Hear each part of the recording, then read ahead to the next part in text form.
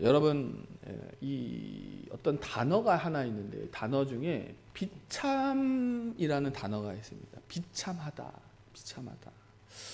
여러분 이 비참하다라는 단어를 떠올리면 무엇이 생각이 나십니까? 비참하다. 자, 어떤 사람이 인터넷에 제목에 이렇게 글을 적었어요. 비참하다라고 글을 적어놨어요. 그래서 그 글을 클릭해서 무슨 내용인데 비참하다라고 하는 걸까 하고 들어가 봤더니 짤막하게 이렇게 써 있었습니다. 엄마가 친구 온다고 나가라고 해서 카페에 왔다. 여러분 안 웃기세요? 웃으라고 제가 말씀을 드렸는데, 여러분 이 비참이라는 단어는요, 이처럼 이렇게 웃음으로 승화시킬 수 있는 그런 단어가 아니에요. 이 비참이라는 단어는요, 정말 부정적인 단어입니다. 이 비참이라는 단어가 내 안에 딱 들어왔을 때는 너무너무 상황이 안 좋은 겁니다. 어려운 거예요. 저는 이 설교를 준비하면서 이 비참하다라는 단어를 여러분들에게 어떻게 하면 정말 그 비유를 잘 표현을 할 수 있을까 생각을 했는데 잘 생각이 안 나더라고요. 근데 여러분 이 비참이라는 단어는요, 사실 우리나라가 일제 시대의 그 기간을 생각하면 여러분들이 잘 마음속에 이 단어가 들어올 겁니다.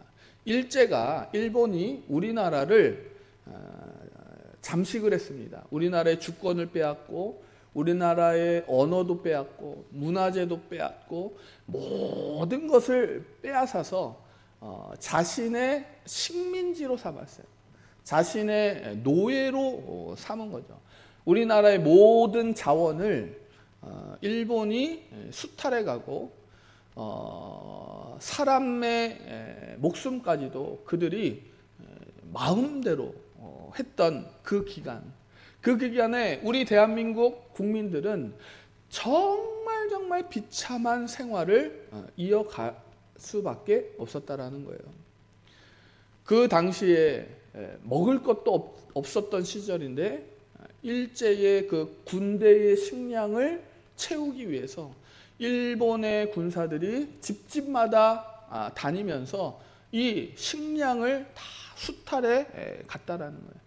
그래서 자기 자녀들의 먹을 것도 없었던 그 시대에 여러분 이 비참하다라는 단어는요, 우리가 어떨 때 생각을 하냐면 내가 사랑하는 여인에게 고백을 했는데 거절을 당했을 때 내 삶이 비참하다라고 생각을 합니다. 취직이 안 되는 청년이 매일 면접을 다니는 모습을 보면서도 내 모습이 비참하다라고 말을 해요. 가난에 찌든 나의 삶을 볼 때에 비참하다라고 말할 수 있어요. 그런데 여러분 이 비참하다라는 단어는요, 그런 것보다 더 훨씬 더 부정적인 단어입니다. 이 비참하다라는 표현에는요, 철저하게 내 자신의 상황이 끔찍한 것을 말하는, 끔찍한 것, 말로 할 수 없는 끔찍한 상황을 우리가 표현할 때에 비참하다라고 말할 수 있는 겁니다.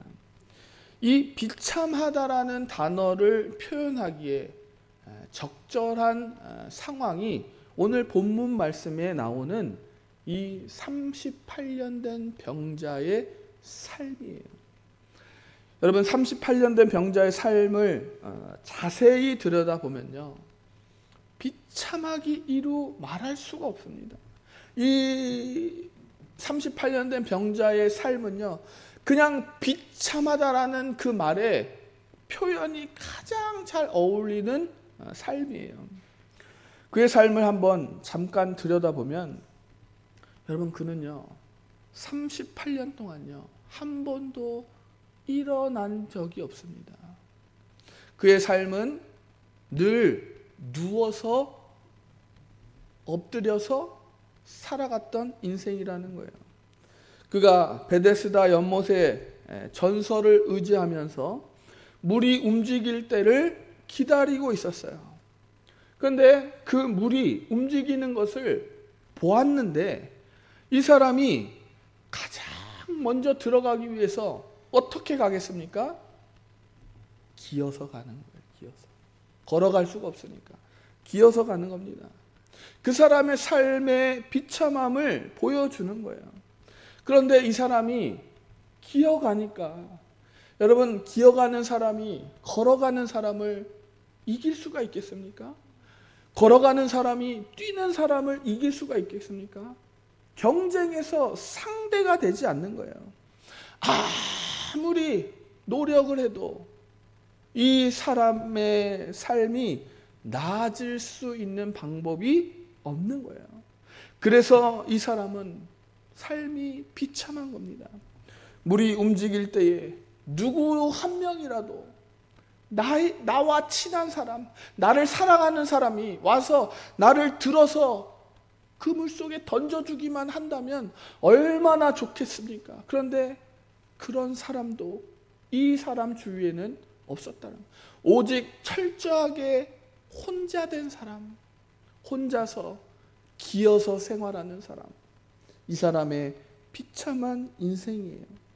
기어서 생활하는 것도 비참한데 세상에서 경쟁이 되지 않는 거예요. 세상 사람들의 속도를 이길 수가 없는 겁니다. 빈번히 그 경쟁에서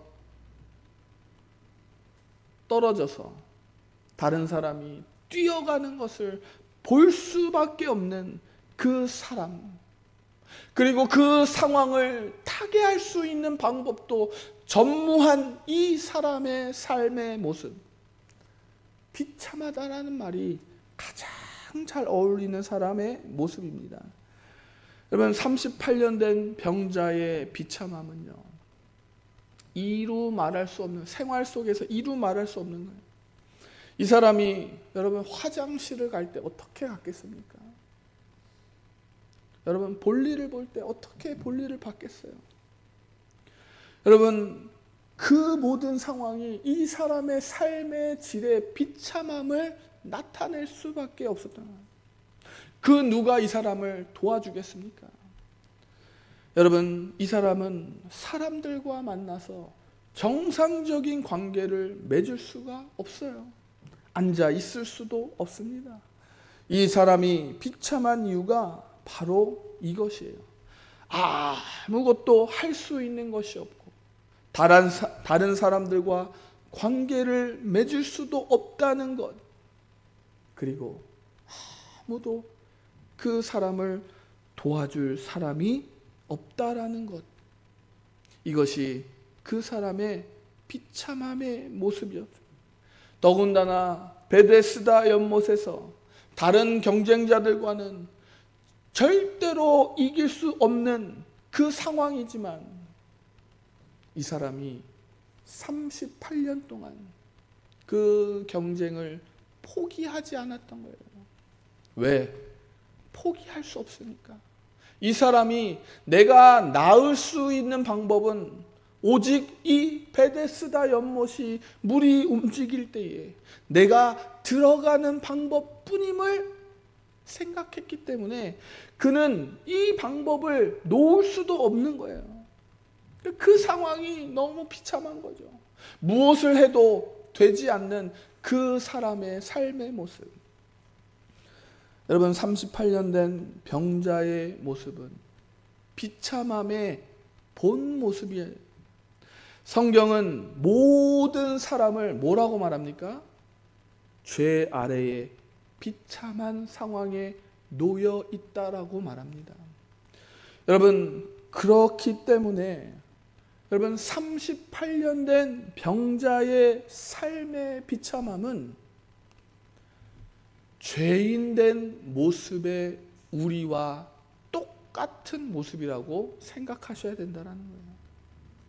예수 그리스도를 만나기 전에 죄의 모습 아래 비참한 생활을 했던 저와 여러분의 모습이 이 38년 된 병자의 모습과 똑같다라는 겁니다. 여러분 믿기십니까? 내가 예수님을 만나기 전에 모습이 38년 된 병자의 비참한 모습과 똑같다라는 것을 여러분 믿을 수 있겠어요? 우리의 죄의 비참함에 놓여 있었던 사람들입니다. 죄라는 것이 우리의 눈에 보이지 않기 때문에 우리는 38년 된 병자의 모습과는 다르다라고 생각을 해요. 그런데 죄는 우리를 자유하지 못하게 합니다.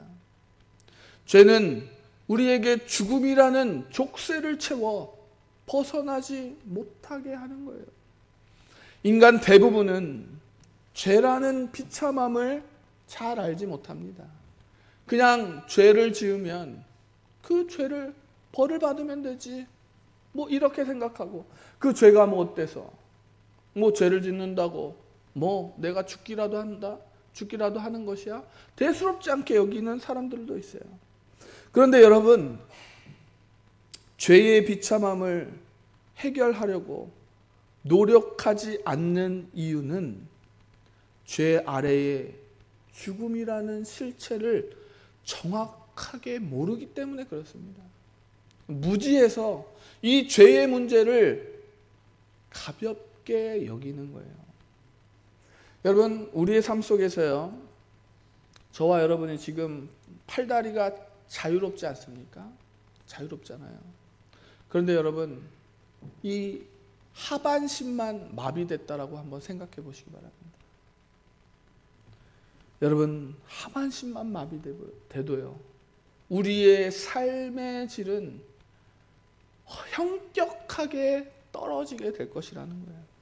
하반신 마비는 눈에 보이기 때문에 하반신 마비 때문에 오는 비참함을 확실하게 느낄 수 있어서 여러분 그때부터 무엇을 합니까?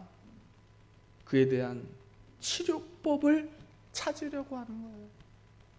내가 하반신 마비가 되었을 때에 그것을 치료하기 위해서 그 치료법을 찾아 나서는 겁니다.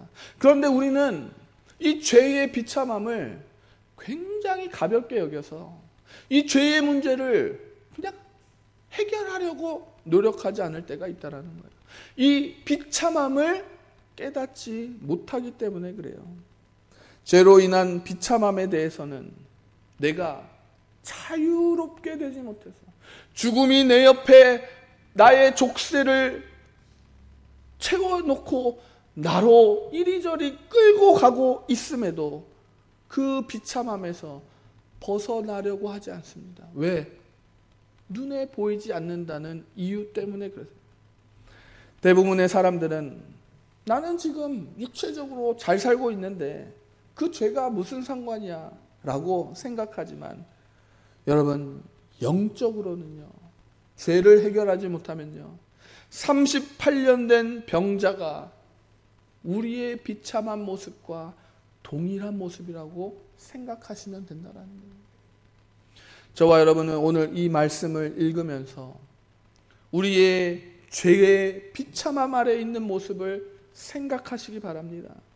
38년 된 병자의 삶이 저와 여러분이 예수님을 만나기 전에 나의 삶이라고 느낄 수 있는 분들이 되시길 예수님의 이름으로 축원드립니다. 우리는 나의 죄의 비참함 아래 있는 것을 잘 보지 못해요. 그래서 그 해결책을 찾지 못할 때가 있다라는 겁니다. 예수님을 만나기 전에 자신의 힘으로 살아가려고 애썼던 이 베데스다 연못에 물을 향해 걸어가고 있는 38년 된 병자의 모습이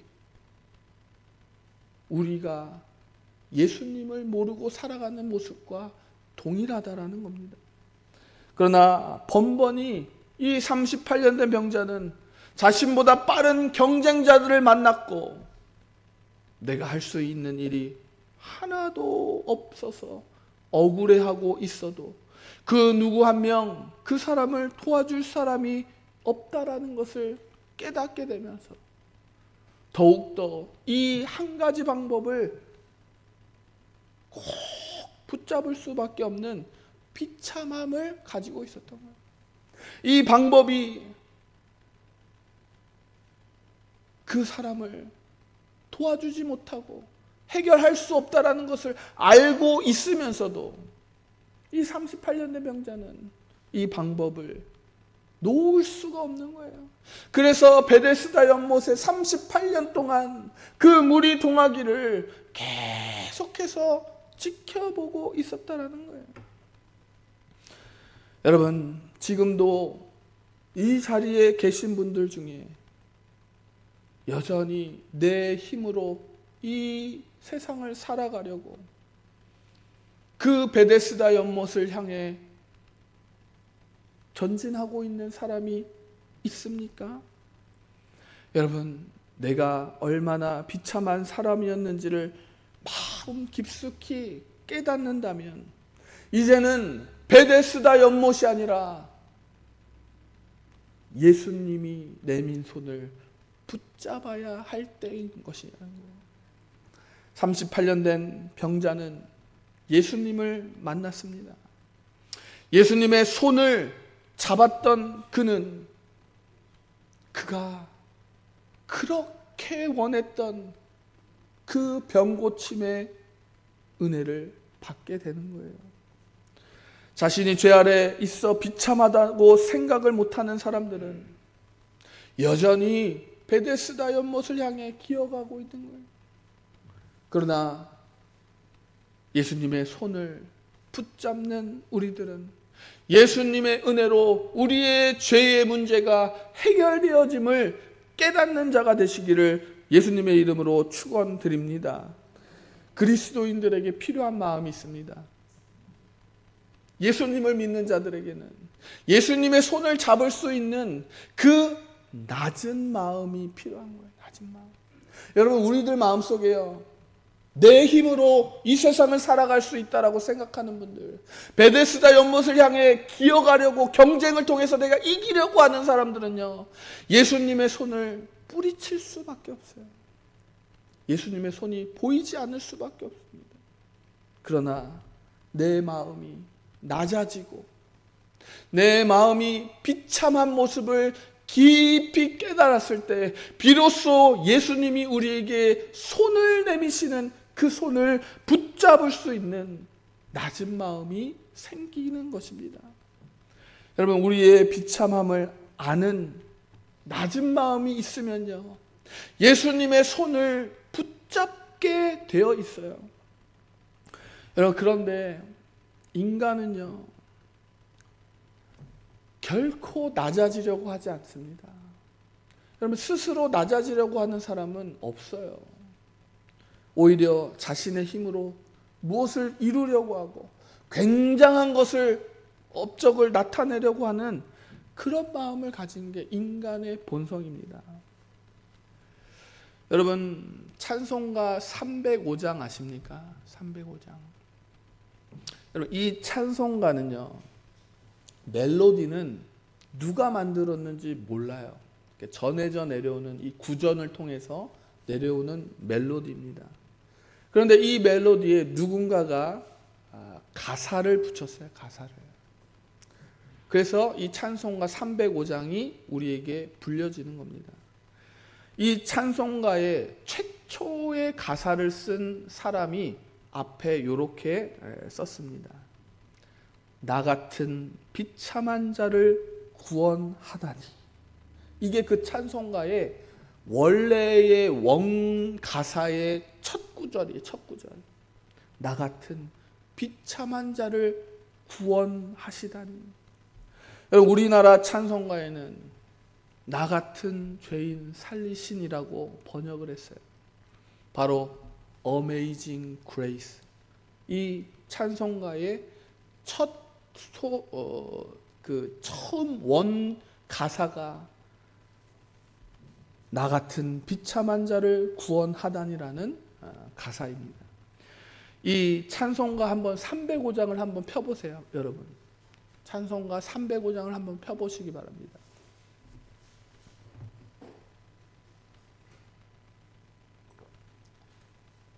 거기에 영어로 그 이름이 적혀져 있을 거예요. 영어로 그 왼쪽에 은혜와 사랑 밑에 뭐라고 적혀 있습니까? J. 뉴턴 적혀져 있습니까? 네, J. 뉴턴. 이게 존 뉴턴이라는 사람이 이 어메이징 그레이스의 가사를 붙인 사람이에요. 이 존 뉴턴은 그 중력을 발견한 사람은 아니고요. 동명이인입니다. 존 뉴턴은 18세기 영국의 노예 무역 거래상이었어요. 거래상. 그 거래상의 선장이에요, 선장. 여러분, 노예 무역, 여러분 얼마나 악명 높은지 아시죠? 그 노예 무역 아프리카 사람들을 몰래 잡아다가 인신매매 잡아가지고 영국에 그냥 파는 거예요. 미국에 파는 거예요. 그러니까 이 노예 무역 거래의 선장이에요, 선장. 이 노예상에 넘겨서 큰 이익을 보던 선장이 바로 존 뉴턴이라는 사람이었다는 거예요. 이 당시에는 노예 거래가 합법이었어요, 합법. 그래서 많은 사람들이 큰 돈을 벌기 위해서 이 아프리카까지 항해를 가는 거예요, 항해를. 목숨 걸고 항해 가는 거예요. 그래서 사람들 잡아가지고 영국에 파는 거예요. 그 중에서 가장 악명이 높았던 선장이 바로 존 뉴턴이라는 사람이에요. 선원들이 존 뉴턴이 누구냐고 말할 때에 한마디로 다 말합니다. 혀를 내두르면서 이 사람은 거친 사나입니다라고 말하는 거예요. 그 노예 무역거래 선원들도 이 존 뉴턴을 생각하면 혀를 내두를 정도로 아주 거친 사람입니다라고 말했다라는 거예요. 또 어떤 사람은 존 뉴턴을 향해 신을 모독하는 사람이다라고 부르기도 했다라는 거예요.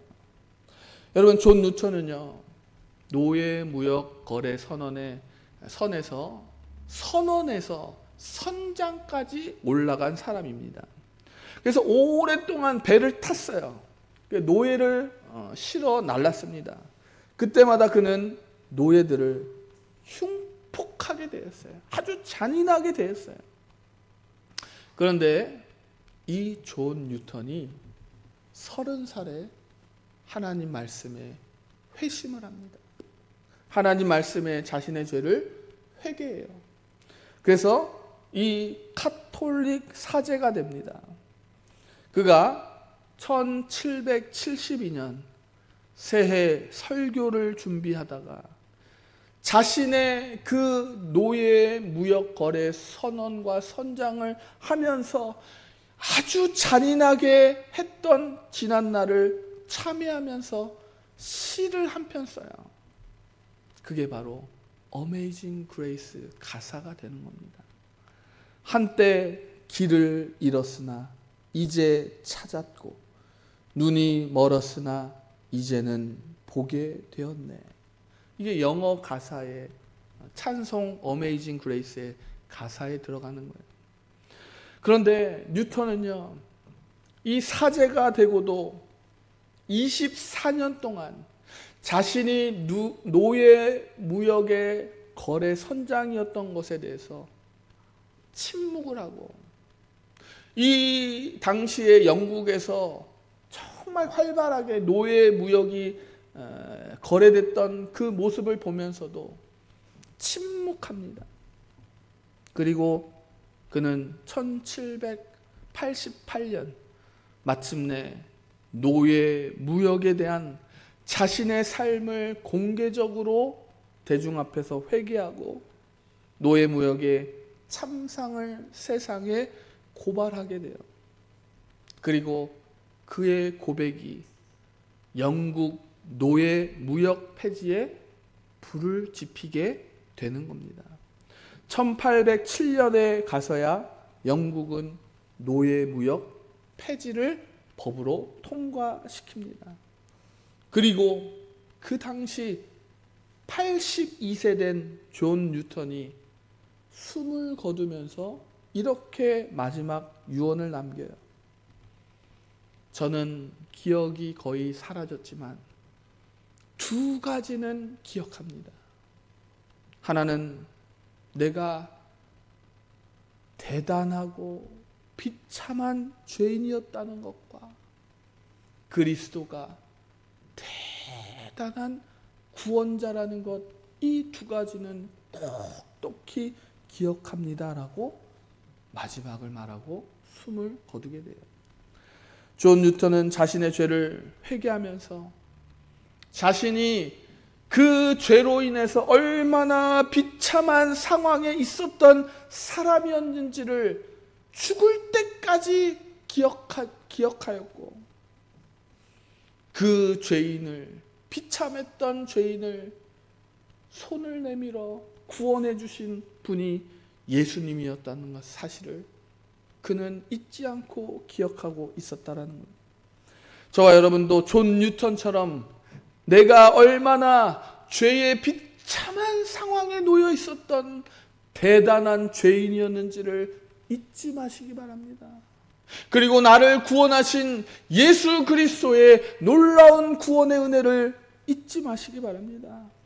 여러분, 오늘 우리 앞에서 손을 내밀어 우리를 회복시키시기 위한 예수님의 그 손을 꼭 붙잡는 저와 여러분이 되시길 바랍니다. 예수님이 저와 여러분에게 손을 내미는 것은요, 우리를 구원하시기 위함이에요. 우리를 회복시키시기 위함입니다.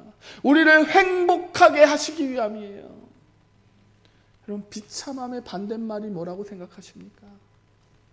저는 행복이라고 생각해요. 예수님이 저와 여러분을 구원해 주시는 것은 우리의 행복을 위해서 하시는 거예요.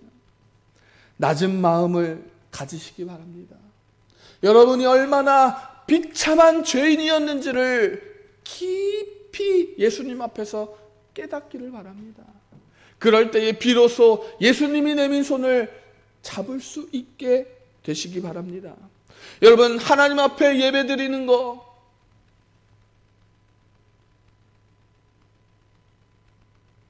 가볍게 여기지 마시기 바랍니다. 무겁게 여기세요. 무겁게. 중히 여기시기 바랍니다.